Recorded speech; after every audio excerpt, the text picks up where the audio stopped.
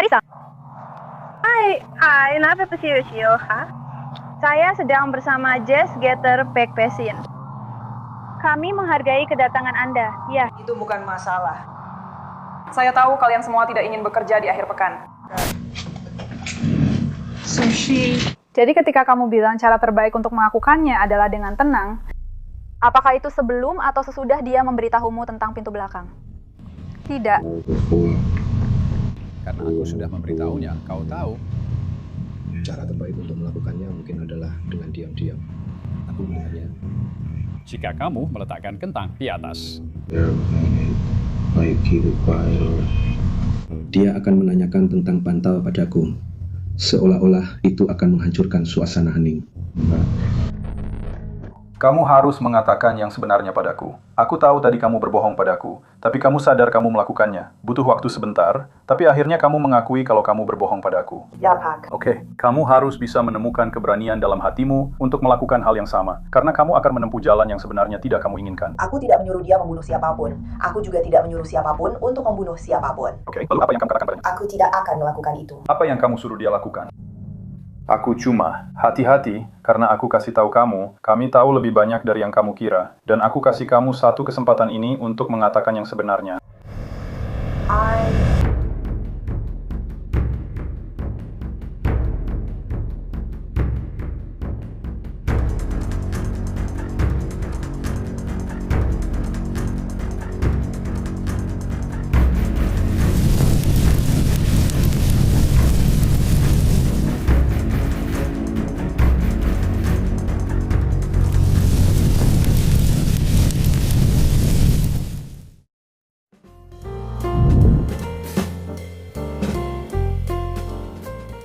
Selasa, 19 November 2019 adalah hari yang penuh kebahagiaan bagi Edgar Jennings ketiga yang berusia 35 tahun. Sebagai seorang gamer profesional, ada satu hal yang lebih ia cintai daripada permainan Madden Football, yaitu putrinya yang masih kecil. Pada hari itu, mereka bersama-sama merayakan ulang tahun putrinya yang keempat. Tunggu sebentar. Itu membuat pesta ulang tahunku jadi spesial, Ayah. Pesta ulang tahun terbaikmu selama 4 tahun ini. Ya. Terima kasih, Teddy. Sama-sama sayang, aku sangat mencintaimu. Aku juga mencintaimu. Sayangnya, di akhir malam itu, momen berharga bersama keluarga itu menjadi saat terakhir dia melihat ayahnya masih hidup. Satu orang tewas setelah dugaan pembobolan rumah di Fort Walton Beach. Sebuah panggilan 911 mengirimkan petugas Sheriff Okaloosa ke lokasi kejadian sekitar tengah malam. Para pelapor mengatakan seseorang mencoba masuk ke sebuah rumah dan mereka mendengar suara tembakan. Para deputi menemukan tubuh seorang pria. Mereka masih mengumpulkan bukti dan belum merilis detail lainnya.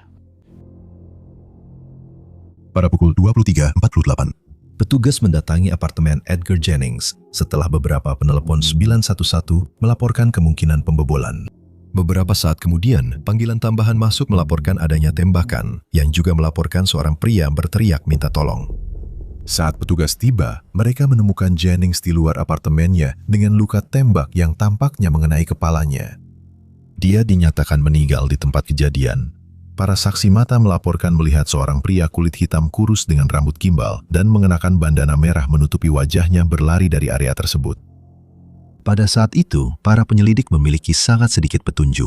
Mereka perlu menentukan apa yang sebenarnya terjadi, siapa yang bertanggung jawab, dan apakah masih ada bahaya yang mengancam. Namun, saat para detektif mulai mengikuti bukti-bukti, motif di balik penembakan tersebut ternyata tidak terduga dan sangat mengkhawatirkan.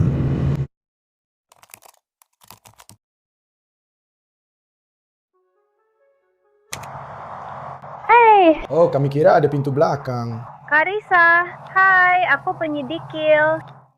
Detektif tiba di lokasi dan mulai menyusun kronologi kejadian. Seperti biasanya dalam penyelidikan pembunuhan, mereka memulai dari lingkaran terdekat korban.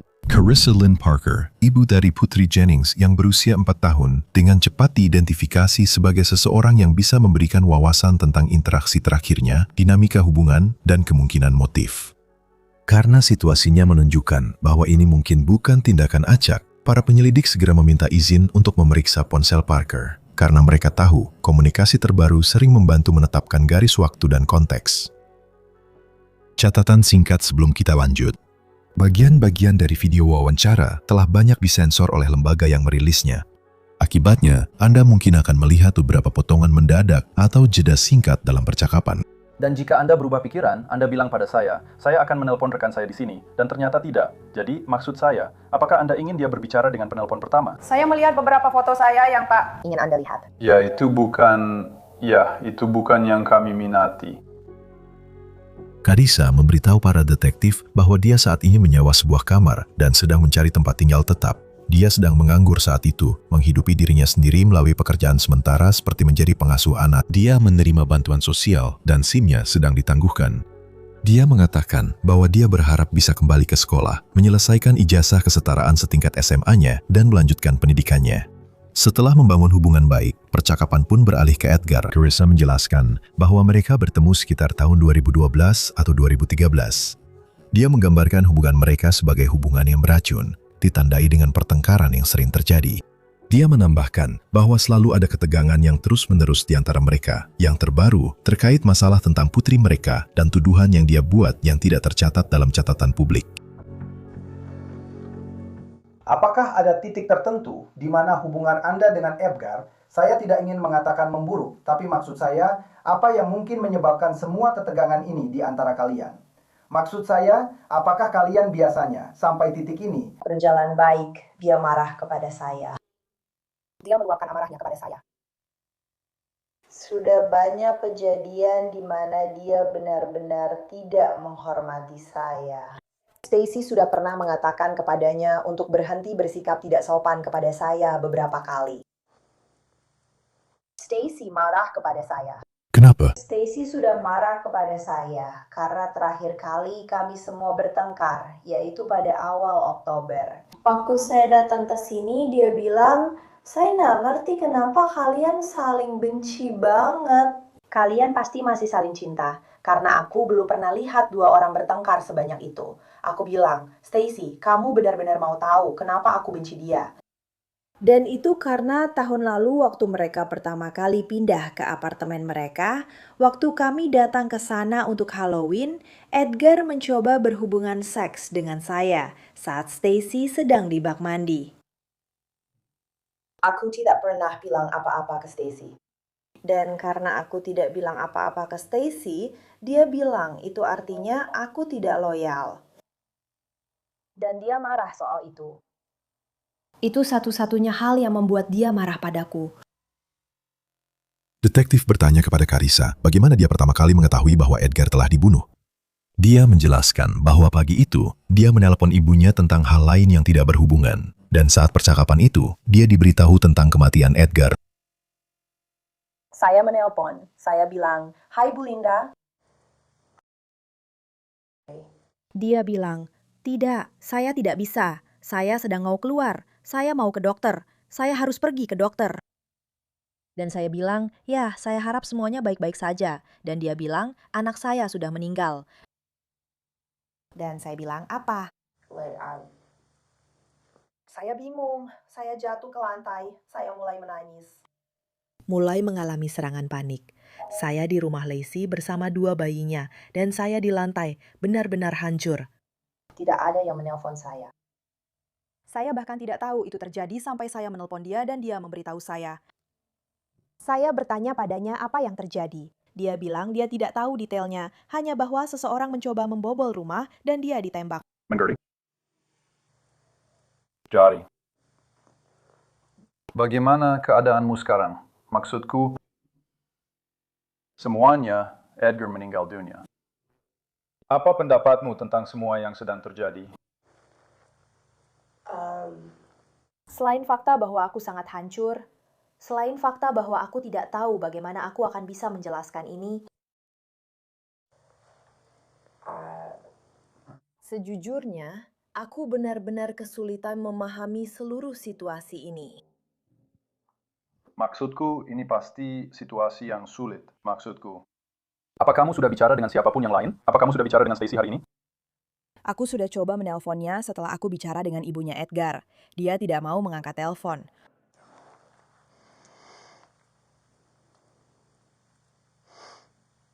Baiklah. Apakah kamu punya pertanyaan atau apapun tentang apa yang sedang terjadi? Tidak, aku memang ingin. Ya, aku mau. Saya mengerti, dan saya akan melakukannya, dan kita akan keluar. Saya hanya akan istirahat sebentar. Saya akan bicara dengan atasan saya, lihat apa yang sedang terjadi dengan. Sisa wawancara berjalan cukup rutin dan Carissa diizinkan pergi. Saat penyelidikan berlanjut, para detektif mengumpulkan pernyataan saksi dan rekaman kamera pengawas di sekitar lokasi. Para saksi melaporkan melihat tersangka penembak masuk ke sisi penumpang sebuah sedan yang diparkir di sisi timur Carmel Drive tak lama setelah suara tembakan.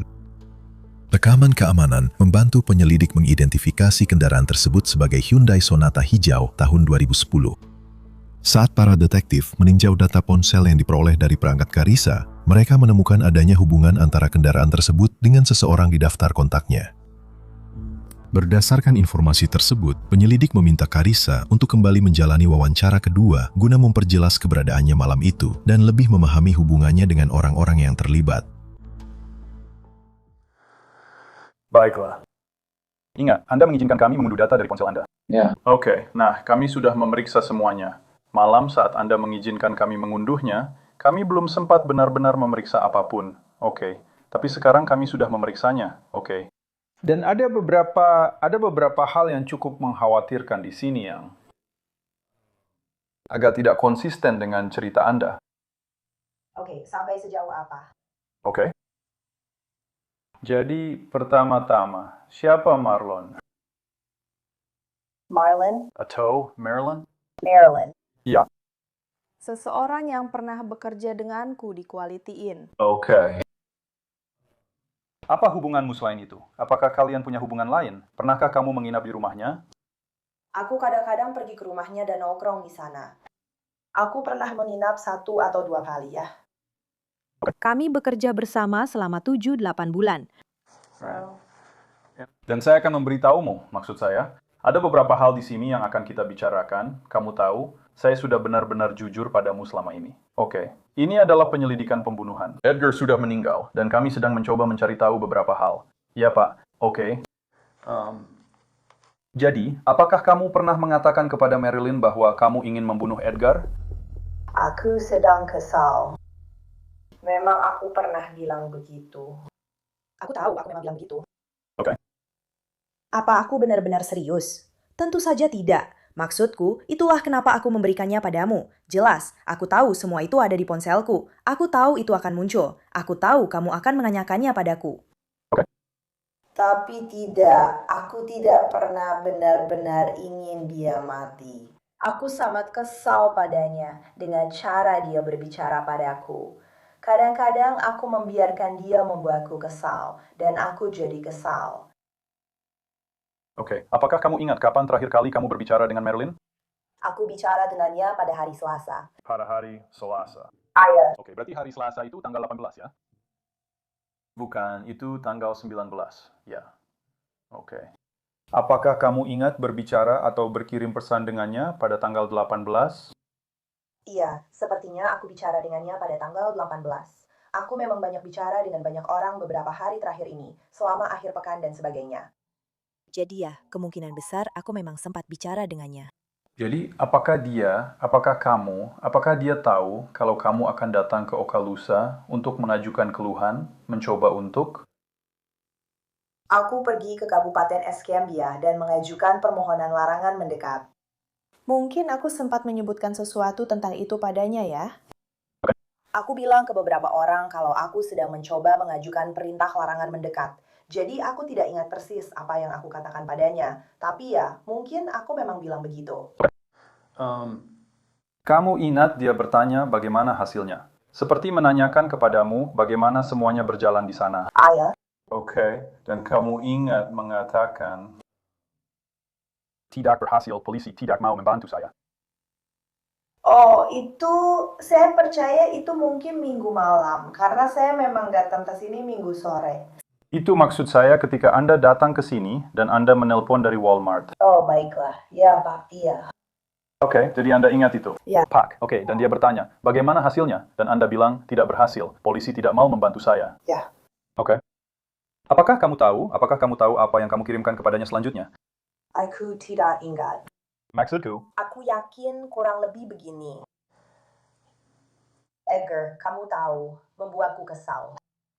Aku akan menyakitinya atau semacamnya. Aku sebenarnya tidak tahu persis apa yang aku katakan. Aku yakin itu ada hubungannya dengan apa yang kamu katakan beberapa menit yang lalu. tidak. Saatnya memanggil para preman. Oh iya. Ya, siapa para preman itu? Aku nggak punya preman. Seperti yang aku bilang, aku cuma bicara saja. Aku kesal dan marah. Aku sedang emosional. Tentu saja.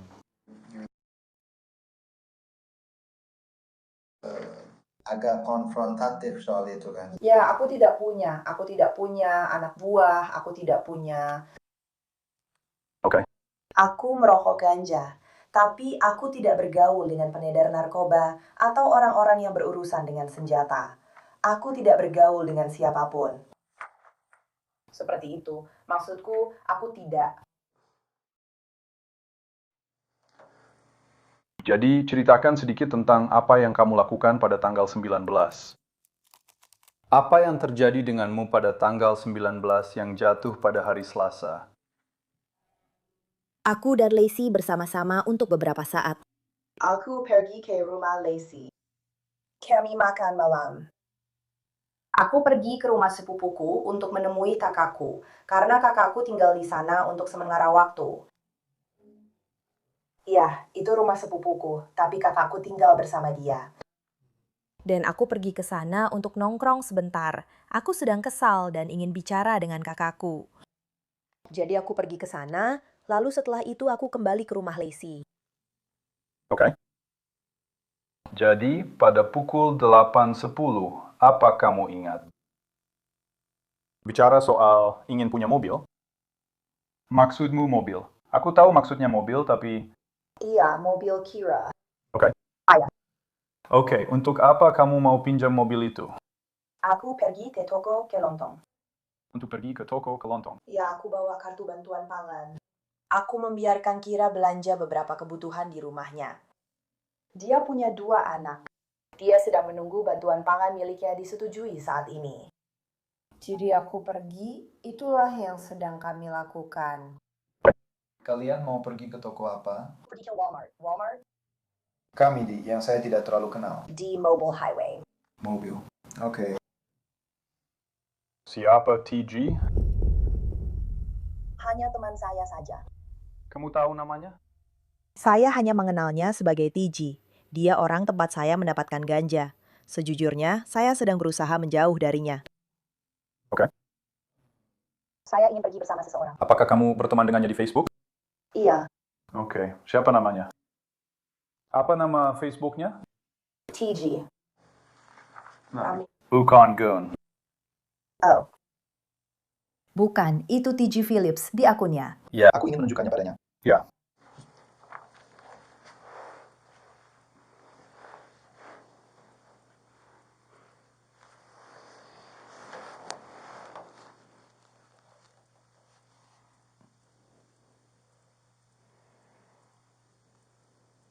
Di sini, Phillips TC. Apakah kamu biasanya berkomunikasi dengannya lewat Messenger, Snapchat, atau pesan teks? Biasanya hanya lewat pesan teks. Maksudku, kadang-kadang aku ngobrol dengannya di Facebook, tapi biasanya lewat pesan teks. Jadi kamu mengirim pesan ke TJ, oke? Dan memberitahunya, aku sedang dalam perjalanan untuk mengambil mobilnya, oke? Ayah. Waktu aku sudah dapat mobilnya, kami pergi ke toko kelontong. Aku pergi untuk mengambil sesuatu. Itu jam 8.10.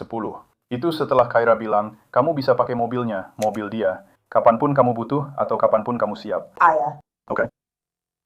Pada pukul 8.38, Kyra mengirim pesan kepadamu dan bertanya, jam berapa kamu akan kembali? Kamu bilang ke Kyra, ya, butuh 1 jam untuk sampai ke sana dan 1 jam untuk kembali. Jadi mungkin sekitar tengah malam. Apa yang memakan waktu 1 jam? Kemana kamu berkendara selama 1 jam? Walmart itu sekitar 15 menit dari rumahnya. Karena jaraknya 10 menit dari rumah nenek kita, jadi sekitar 15 menit kurang lebih. Baiklah, aku hentikan dulu sampai di situ. Aku hentikan dulu sampai di situ. Oke. Sangat penting bagimu untuk benar-benar jujur padaku saat ini, karena sekarang aku tahu kamu sedang berbohong. Oke? Dan aku memberimu satu kesempatan saja, itu saja. Sekarang saatnya kita bicara. Dari Pensacola kemana yang butuh 1 jam? Nona Carissa, ayo. Apa? Tidak, jawab aku. Apa yang memakan waktu 1 jam? Berapa lama waktu yang dibutuhkan untuk sampai ke sini? Kami butuh 1,5 jam. Oke. Dan kemudian 1 jam untuk kembali. Jadi mungkin sekitar tengah malam. Dan kamu membicarakannya pada jam 8.30. Kamu membicarakannya pada jam 8.30. Tapi aku sudah kembali ke rumah Lacey jauh sebelum itu. Dan Lacey bisa memberitahumu soal itu. Aku mungkin sudah kembali ke rumah Lacey sekitar jam 10.30. Oke, dengan mobilnya. Tidak, aku pergi. Sepupuku mengantarku ke rumah Lacey. Aku membawa mobilnya kembali ke rumahnya. Kamu tidak membiarkan orang lain mengendarai mobil itu? Tidak. Oke, kamu tidak membiarkan TJ mengendarai mobil itu? Tidak. Hati-hati sekali karena aku sudah punya jawabannya, dan kurasa kamu tidak sadar bahwa aku tahu. Oke, jadi mari kita mulai lagi. Apakah kamu membiarkan TJ atau TG mengendarai mobil itu? Tidak. Ya, oke, aku memang melakukannya. Aku tidak. Dan kemana dia pergi? Aku tidak tahu kemana dia pergi. Oke. Dia bilang padaku, dengar, aku tidak tahu kemana dia pergi. Aku tidak tahu. Baiklah, aku akan membahas satu hal lagi. Jadi pada tanggal 4 September, kamu mengirim pesan ke TJ dan berkata, aku di sini, aku butuh 1/8 ons. Oke. 4 September 1 menit kemudian, dia bilang, baiklah, kamu tidak bicara lagi dengannya sampai 18 November. Itu sangat mencurigakan, mengingat pada 18 November, kamu memberitahu.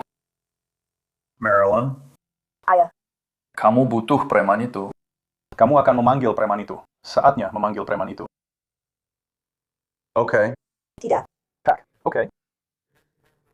Begini masalahnya. Kamu bilang ke dia kalau aku sedang dalam perjalanan untuk mengambil mobil, dan dia bilang siap. Oke, dan kemudian ada panggilan telepon antara kamu dan dia, jelasnya setelah bertukar pesan teks. Oke. Dan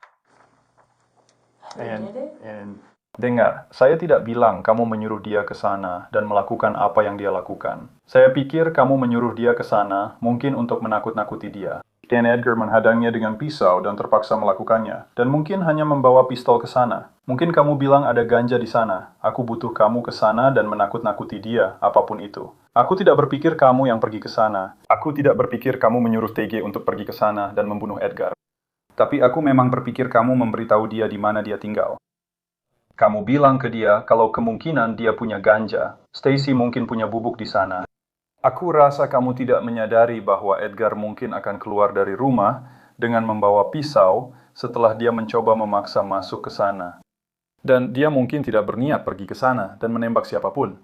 Tapi aku rasa kamu sedang mencoba mengirimkan sebuah pesan. Tidak. Kamu sudah kehabisan akal. Kamu bilang polisi tidak akan membantuku. Polisi tidak akan membantuku. Saatnya memanggil preman. Ya ampun. TG dikenal sebagai si preman di Facebook. Dia tidak ada di Facebook. Namanya TG Phillips. Aku baru saja menunjukkan itu padamu. Oke, dia diberi label si preman di basis data lain. Itu julukannya. Baik. Aku tidak tahu itu. Ya, itu kebetulan lagi. Itu tidak masuk akal. Oke, tapi ini sangat penting. Kamu harus jujur padaku. Aku tahu tadi kamu berbohong padaku, tapi kamu sadar kamu melakukannya. Butuh waktu sebentar, tapi akhirnya kamu mengakui kalau kamu berbohong padaku. Ya. Oke, kamu harus bisa menemukan keberanian dalam hatimu untuk melakukan hal yang sama, karena kamu akan menempuh jalan yang tidak ingin kamu lalui. Aku tidak menyuruh dia membunuh siapapun. Aku juga tidak menyuruh siapapun untuk membunuh siapapun. Oke, lalu apa yang kamu katakan padanya? Aku tidak akan melakukan itu. Apa yang kamu suruh dia lakukan? Aku hanya, hati-hati karena aku bilang padamu, kami tahu lebih banyak dari yang kamu kira, dan aku memberimu satu kesempatan ini untuk mengatakan yang sebenarnya padaku. Aku hanya memberitahunya apa yang sedang terjadi. Aku memberitahunya bahwa dia tinggal di Fort Walton. Aku tidak memberinya alamat lengkap. Aku tidak tahu bagaimana dia mengetahuinya. Oke. Aku benar-benar tidak tahu. Oke, apakah dia memberitahumu apa yang dia lakukan atau apa yang terjadi? Tidak, aku benar-benar belum bicara sama sekali dengannya sejak malam tanggal 19. Dan dia kembali begitu cepat, sampai aku pikir dia bahkan tidak pergi. Tidak.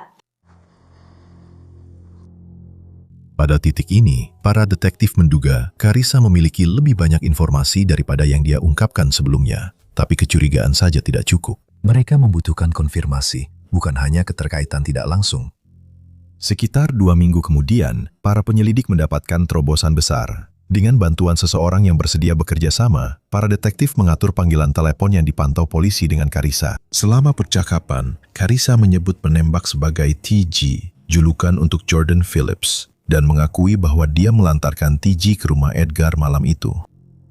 Menurut para penyelidik, Carissa menceritakan bahwa dia curhat kepada TG tentang masalahnya yang terus berlanjut dengan Edgar ketika situasinya memanas. TG diduga mengeluarkan senjata api dan menyuruhnya untuk mengantarkan TG ke rumah tersebut. Dia akan menyelesaikan masalah itu saat itu juga. Bagi para detektif, panggilan itu memberikan sesuatu yang selama ini belum mereka miliki. Bukti langsung yang menempatkan Carissa di dalam mobil dan menghubungkannya dengan peristiwa-peristiwa yang mengarah pada penembakan tersebut. Setelah panggilan yang dipantau polisi, para detektif memutuskan untuk berbicara dengannya lagi. Kali ini, wawancaranya tidak dijadwalkan. Mereka menghubunginya ketika mereka sudah berada di dekatnya. Dan sejak saat dia melihat mereka, dia tampak mengerti bahwa situasinya telah menjadi jauh lebih serius. Dia tidak menjawab. Apa kabar? Maaf, ponselku mati. Kalau aku menerima telepon, aku tidak bisa menelpon balik. Itu satu-satunya alasan aku belum menelponmu kembali. Oke. Aku sudah mencoba menelpon ke telepon rumah. Oh, aku memang jarang angkat telepon rumah. Oke. Maaf. Tidak apa-apa. Iya, kecuali aku menelpon dari telepon rumah, atau aku tahu seseorang akan menelpon ke telepon rumah. Aku sebenarnya tidak terlalu sering. Boleh aku cek bayi sebentar? Tidak apa-apa kan? Aku baru saja menidurkan mereka. Aku cuma mau memastikan anak yang berumur 1 tahun itu tidak bangun dan tetap di sana, karena mereka ada di kamar Terrence dan Lacey. Aku tidak tahu. Kamar tidurnya persis di sana. Aku cuma akan kebalik pojok itu. Maksudku, Carissa meminta izin untuk masuk dan memeriksa balita itu. Permintaan seperti itu kadang bisa menjadi tanda seseorang sedang memastikan apakah mereka masih bebas bergerak tanpa harus langsung bertanya apakah mereka akan ditangkap. Apakah Anda keberatan jika kami masuk sebentar untuk memastikan? Tidak, saya keberatan. Ini bukan rumah saya. Saya tidak bisa memberi Anda izin untuk masuk. Tapi Anda bisa melihat saya berjalan ke kamar tidur.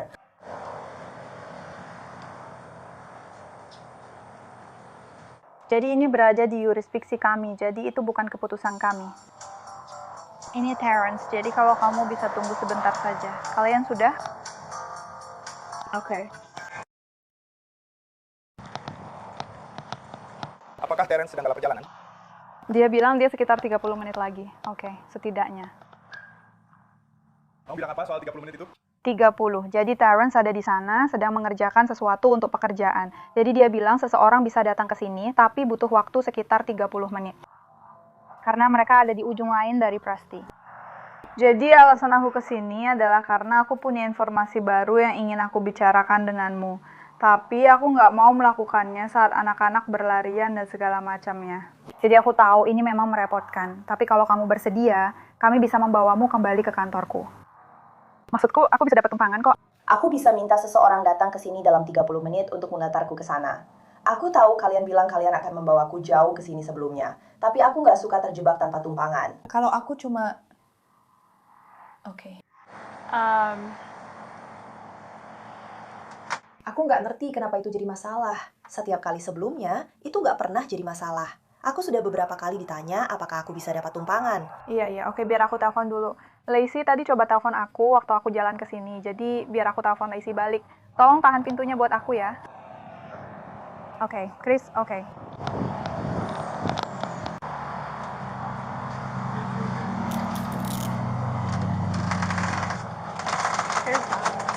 Apa dia akan datang? Maksudku, aku tidak bisa mengambilnya. Maaf. Biar aku saja yang ambil.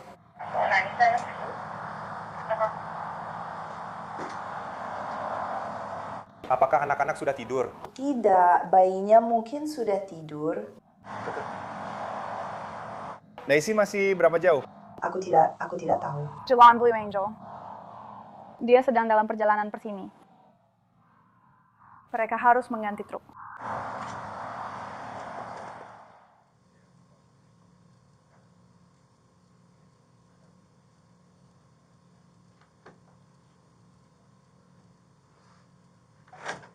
Hei Robi, apa mereka punya segelas air? Ya, hei, bisakah kami minta air untuk dia? Ya, terima kasih. Baiklah ya, dia sedang mengambilkannya. Jadi seperti yang saya bilang, kami punya surat perintah penangkapan untukmu atas tuduhan membantu kejahatan. Jadi saya ingin duduk dan bicara denganmu, tapi saya harus membacakan ini dulu ya. Jadi Karissa, sebelum saya bertanya apapun, kamu harus memahami hak-hakmu. Kamu berhak untuk tetap diam. Apapun yang kamu katakan bisa digunakan melawanmu di pengadilan. Kamu berhak untuk berbicara. Dan disitulah dia bilang, tidak ada, kami tidak menjanjikan apapun padamu. Kami tidak memaksamu untuk bicara dengan kami. Ini semua sukarela. Kami ingin, seperti yang kamu bilang, itu sebabnya aku menelponmu pagi ini. Dan ini bukan hal yang lucu, aku khawatir. Seperti kami mendapat informasi bahwa ini kamu tahu. Ya, orang ini sudah mencari-cari aku. Ya. Hampir sejak aku datang dan bicara denganmu tentang itu. Dia sudah mencoba menghubungiku. Itulah kenapa aku tidak membayar tagihan ponselku, karena Lacey membayarku setiap hari. Tapi aku tidak membayar tagihan ponselku, karena kalau memang penting, aku masih bisa menerima telepon. Dan aku baru saja melewatkan panggilanmu pagi ini. Jadi aku tidak melakukannya. Aku tidak tahu. Dan itulah kenapa aku datang ke rumah. Aku menelponmu, masuk ke mobilku, dan langsung pergi ke rumah Lacey. Ya. Karena aku ingin... Ya, aku tahu kita sudah bicara beberapa kali, tapi Karissa, ini benar-benar yang terakhir, oke? Kita perlu tahu karena kita nggak bisa membantumu. Dan kita nggak bisa melakukan apa-apa tanpa tahu apa yang terjadi. Jadi aku butuh kamu ceritakan apa yang terjadi. Pada dasarnya, kita seharusnya hanya nongkrong bareng. Itu rencana awalnya. Aku pinjam mobil Kira untuk nongkrong sama dia. Dan dia? Kami akan pergi nongkrong. Kami masuk ke mobil. Atau ketika aku sampai di rumahnya, dia masuk ke mobil. Oke, siapa dia? Supaya kita berdua paham. Oke. Dan aku tidak tahu. Waktu aku bilang preman di pesan teks, itu benar-benar cuma kiasan saja.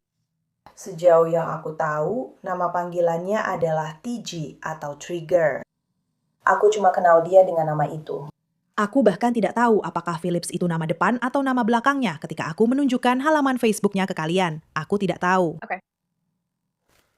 Jadi kalian seharusnya nongkrong bareng. Aku mau beli ganja dari dia. Kami berencana nongkrong dan ngerokok bareng. Waktu aku sampai di sana, dia masuk ke mobil. Dia bilang, antar aku buat ngerampok. Aku bilang iya. Jadi aku ikut, kami masuk ke mobil dan pergi. Setelah kami menyerahkan obat-obatan yang dia jual ke siapapun orangnya, karena kami ngobrol sepanjang waktu, dia bilang,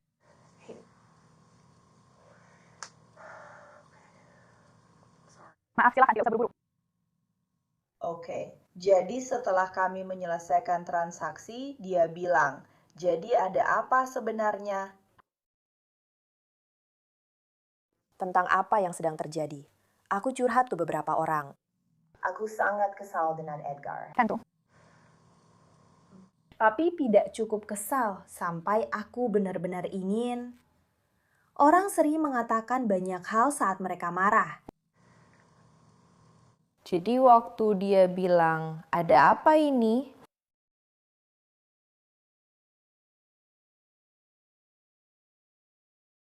Dan aku benar-benar tidak tahu harus berbuat apa. Ini setelah aku pergi dan mencoba mengajukan perintah larangan mendekat pada Senin pagi itu. Aku hanya berusaha mencari cara apapun yang bisa kulakukan. Dia pada saat itu, biar aku mundur sedikit, karena saat dia masuk ke mobil, dia memang sudah bertingkah aneh. Dia bertingkah seperti sedang di bawah pengaruh sesuatu, tapi aku tidak pernah tahu dia memakai narkoba. Aku hanya tahu dia merokok ganja. Setiap kali aku melakukan sesuatu dengannya, itu hanya merokok ganja bersama dia. Tapi dia bertingkah seperti adrenalinnya sedang terpacu, hampir seperti itu. Jadi aku bilang, iya bro, Aku bilang ya, dia membuatku kesal. Aku nggak ngerti kenapa dia melakukan ini. Pada saat itu, dia mengeluarkan pistol dan melambaikannya. Dan dia bilang, ya sudah, kita bisa selesaikan ini sekarang juga. Dan aku bilang, tidak. Aku bilang, aku sebenarnya tidak mau. Kemudian dia pada dasarnya bilang, antar aku ke sana dan memaksaku untuk menyetir mobilnya. Satu-satunya alasan maksudku, aku mungkin bisa saja menelpon polisi. Aku mungkin bisa saja melakukan itu, tapi ada pistol yang diarahkan ke wajahku. Aku bahkan belum pernah benar-benar melihat pistol. Kau tahu maksudku, tidak dalam situasi seperti itu. Maksudku, seperti Leslie dan Terence memang punya pistol, tapi aku belum pernah ada seseorang yang mengacungkan pistol ke wajahku sebelumnya. Jadi kami naik mobil ke sana.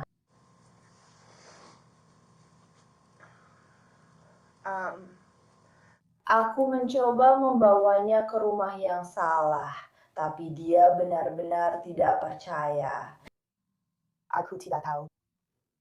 Maksudku, apakah dia mengancam atau dia hanya bersikap sok jago dan berkata, aku bisa mengurus ini untukmu? Dia pada dasarnya bilang ke aku, kamu akan menunjukkan di mana dia dan aku akan mengurus ini. Aku nggak pernah berpikir dia cukup gila untuk melakukannya. Aku benar-benar gak menyangka. Kami pergi ke sana. Aku memberitahu dia rumah yang mana. Dia menyuruhku menunggunya. Aku sangat ingin pergi, tapi aku terlalu takut untuk pergi. Aku nggak tahu harus bagaimana saat perjalanan pulang. Dia bilang, karena aku mendengar suara tembakan. Dan dia kembali masuk ke dalam mobil. Aku bahkan tidak tahu dari mana dia datang, karena dia datang dari belakang tempat aku berada. Aku hanya duduk di ujung jalan. Dia datang dari belakang. Dia langsung masuk ke dalam mobil. Aku terpaku. Dia bilang, jalan. Dan aku semacam, lalu dia mengeluarkan pistolnya lagi. Atau mungkin dia masih memegangnya. Aku tidak begitu tahu. Dan aku mendengar suara klik. Lalu dia berkata, jalan. Jadi aku pun pergi. Dan aku nggak tahu, aku cuma menyetir. Carissa mengaku bahwa setelah dia curhat tentang masalahnya yang terus-menerus dengan Edgar, TG bertindak atas kemauannya sendiri. Dia membantah terlibat dalam perencanaan apapun atau pernah meminta agar Edgar disakiti. Carissa didakwa karena membantu pelaku setelah kejahatan terjadi, berdasarkan tuduhan bahwa dia mengantar tersangka penembak ke dan dari lokasi kejadian, serta tidak memberitahu penegak hukum setelahnya. Keesokan harinya, keluarga Jennings mengajukan petisi untuk mendapatkan hak asuh atas putri mereka. Penyelidik sudah mengidentifikasi tersangka penembak sebagai Jordan Phillips. 4 hari kemudian, Dinas Marsekal Amerika Serikat menemukan dan menangkap pria berusia 24 tahun itu di Pensacola. Saat diinterogasi, Phillips awalnya membantah terlibat. Dia menyebutkan bahwa dia dipecat dari pekerjaannya pada hari itu juga, sebuah detail yang diyakini penyelidik mungkin memengaruhi keadaan mentalnya. Saat wawancara berlanjut, Phillips mengakui bahwa dialah penembaknya, tetapi dia mengklaim ada alasan atas apa yang dia lakukan, sebuah penjelasan yang bertentangan dengan versi kejadian dari Carissa. Ada satu orang lain di gedung ini yang sedang mengalami situasi di sini, dan aku rasa dia tidak punya rokok. Aku hampir selesai, aku hanya punya beberapa pertanyaan lagi, oke? Kamu tadi bilang begitu? Dia bilang bahwa Risa ingin Edgar pergi selamanya. Kalau kamu ingat, itu terjadi di bulan Oktober, dan tolong koreksi kalau aku salah. Mungkin bulan Oktober. Aku benar-benar tidak tahu. Okay. Jadi ketika kamu bilang cara terbaik untuk melakukannya adalah secara diam-diam, apakah itu sebelum atau sesudah dia memberitahumu tentang pintu belakang? Tidak. Karena aku sudah memberitahunya, kamu tahu cara terbaik untuk melakukannya. Bagaimana caranya agar bisa melakukan diam-diam? Aku mendengarnya kalau kamu menaruh kentang di atas laras, itu bisa meredam suara. Atau dia akan bertanya padaku tentang bantal, seperti apakah bantal itu untuk meredam suara atau tidak? Aku tidak tahu soal kentang. Dia bilang, ya, aku punya $13. Kamu tahu, kita bisa pergi ke Walmart dan beli kentang. Terserah.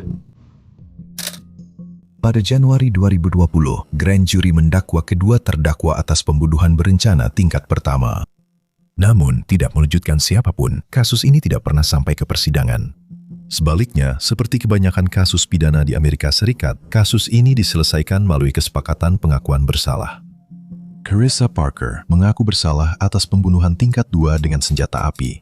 Sebagai gantinya, dia dijatuhi hukuman 53 tahun penjara dengan 25 tahun wajib dijalani. Jordan Phillips mengaku bersalah atas pembunuhan tingkat 2 dengan senjata api dan kepemilikan senjata api oleh orang yang sebelumnya telah divonis atas kejahatan berat. Meskipun dinyatakan bersalah atas 2 dakwaan, hukumannya adalah 40 tahun penjara, juga dengan minimum hukuman wajib 25 tahun. Jika Anda hanya melihat hasil vonis, Jordan Phillips tampaknya mendapatkan kesepakatan yang lebih menguntungkan, meskipun dia adalah pelaku penembakan yang mengaku dan sebelumnya pernah divonis atas kejahatan berat. Mengapa demikian? Nah, pengadilan seringkali menganggap orang yang merencanakan atau memulai suatu kejahatan sama bersalahnya, bahkan mungkin lebih daripada orang yang melakukannya. Mungkin itulah yang terjadi di sini. Namun, di luar hasil hukum, yang membuat kasus ini sangat sulit diterima adalah betapa sedikitnya hal yang dibutuhkan hingga semuanya menjadi tidak terkendali. Apa yang awalnya hanya berupa rasa frustrasi atas dugaan perselisihan pribadi, tiba-tiba berubah menjadi kekerasan ekstrim yang dilakukan oleh seseorang yang bahkan belum pernah bertemu dengan korban. Seorang pria tewas, seorang anak kehilangan ayahnya, dan 2 orang kini menghadapi puluhan tahun di balik jeruji besi. Apa pendapat Anda tentang kasus ini? Apakah Anda percaya hukuman yang dijatuhkan sudah adil? Seperti biasa, silakan bagikan pendapat Anda di kolom komentar.